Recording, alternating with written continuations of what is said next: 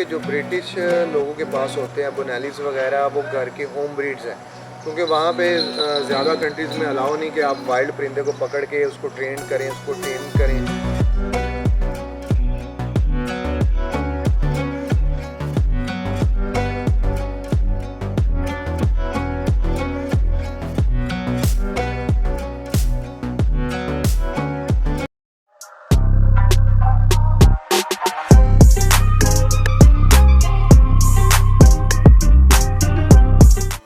अच्छा उस्मान भाई, अगर इनकी घर में खुराक की बात की जाए तो इनको क्या खुराक देनी चाहिए? खुराक अगर इनकी डाइट की बात की जाए तो जैसा कि आपको पता है कि हाक्स फैमिली होगी और फाल्कन्स फैमिली, ये हो गए सबसे जो बेस्ट तो इनके लिए जंगली खुराक ही है, जिसमें आप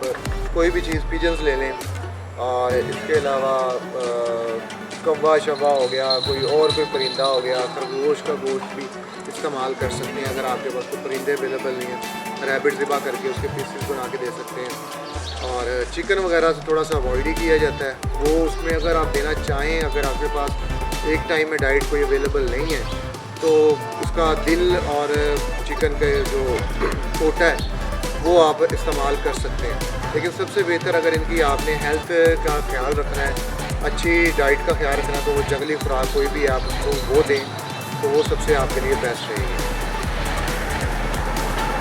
अच्छा, अगर क्वांटिटी की बात करूं तो वो खुराक की क्वांटिटी अगर आप बता दें, क्योंकि बिगनर्स जो हैं वो समझ नहीं सकेंगे, तो आप अगर काइंडली वेट बता सकें इसे कितनी देनी चाहिए? वेट में अगर वैसे का अगर आपको परिंदे की बात करूं तो अगर आप एक जो पिजन है एक बोनेली के लिए वो काफ़ी है, 24 घंटों में भी एक दफ़ा दे सकते हैं। अगर आप 2 दफ़ा अफोर्ड कर सकते हैं तो आप 2 दफ़ा भी दे सकते हैं अगर वो खाना पसंद करें। वरना अगर आप आज अगर दिया आपने 12 बजे तो कल को 12 बजे ही एक आप कबूतर कौवा एक हो गया, या कोई जैसे थोड़ा सा इस वेट का परिंदा। अगर वैसे नॉर्मली आप वेट का कह लेंगे कितने वेट होना चाहिए गोश्त वगैरह जो उसको दें, तो 1 पाव यानी कि 250 ग्राम के करीब वो इनके लिए बेस्ट है 24 घंटों के लिए। और छोटे अगर परिंदे बटेर वगैरह आप कह लें तो बटेर इसमें तकरीबन 3 से 4-5 बटेर तक ये खा सकता है इजीली। बटेर छोटा है उस हिसाब से उसमें कह लें क्वान्टिटी मीट की कम होती है, तो अगर बड़ा परिंदा कबूतर ले लें तो वो एक इसके लिए काफ़ी है। अच्छा, और उस्मान भाई ये आप फीमेल की बता रहे हैं खुराक जी, फीमेल बुनेली की, और मेल की इससे मेल तकरीबन कह लें कि अगर 250 ग्राम फीमेल है तो मेल मेरे ख्याल में कोई 70-80 ग्राम उससे कम होगी, यानी कि 150 से 170 ग्राम मेल खा लेगा इजीली। ठीक हो। अच्छा, अगर इसकी प्राइस की बात की जाए तो पाकिस्तान में इसकी कीमत क्या है और कहाँ से मिलता है? अगर इसकी प्राइस की बात की जाए तो पाकिस्तान में इसकी जो प्राइस एक होती है किसी भी चीज़ की, जैसे अगर आप कोई खाने पीने की अशिया लेते हैं, आपको पता है कि मार्केट में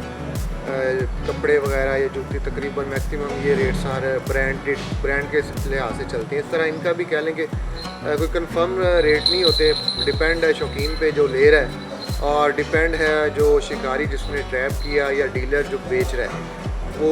उसके पास चीज़ पड़ी है वो जितने की भी दे दे, आपको कम मार्जिन रखे कम पैसों में। लेकिन एक नॉर्मली अगर आप रेंज बता दूं तो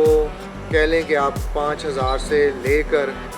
20,000 25,000 तक इसकी एक प्राइसेस होती हैं। उस दौरान आपको 10,000 का मिल जाए, 15 का मिल जाए, 12 का मिल जाए, 20 का मिल जाए, तो वो आपकी और जो भी डील होगी किसी डीलर के साथ, बर्ड पे भी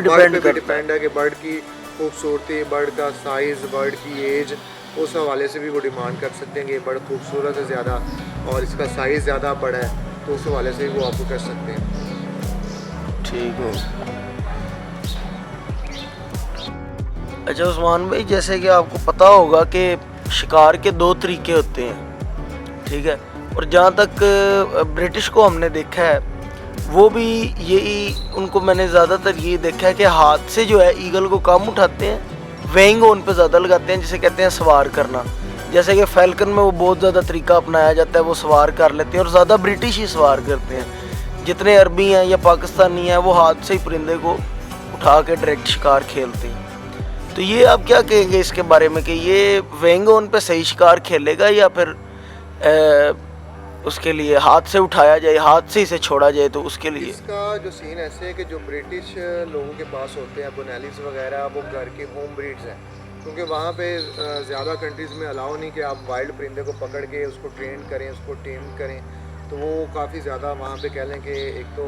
सख्ती है, और वो वाइल्ड परिंदे पे उनकी पाबंदी है कि आप अगर आपको बर्ड लेना है कोई ईगल वगैरह, तो किसी जो ब्रीडर बंदे हैं वहाँ पर तो उस मुल्क में ब्रीड वगैरह करवा रहे हैं, उनके पास लाइसेंस होता है सारा प्रॉपर, इनके जो कह लेंगे कागजात वगैरह होते हैं वो बनवा के आप उनसे बच्चा लेंगे,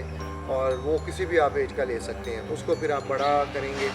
उसके बाद उसको वो फिर सिखाते हैं शिकार करना, क्योंकि वो फिर साथ ही उसने आपने ही उसको सिखाना होता है शिकार पे। तो वो फिर जब बर्ड छोड़ते हैं तो वो जाता नहीं है, यानी कि उसके गुम होने के चांसेस नहीं है, क्योंकि वो सीख रहा आपसे ही होता है, ऊपर फ्लाइंग करता रहता है। जब उसको नीचे से कोई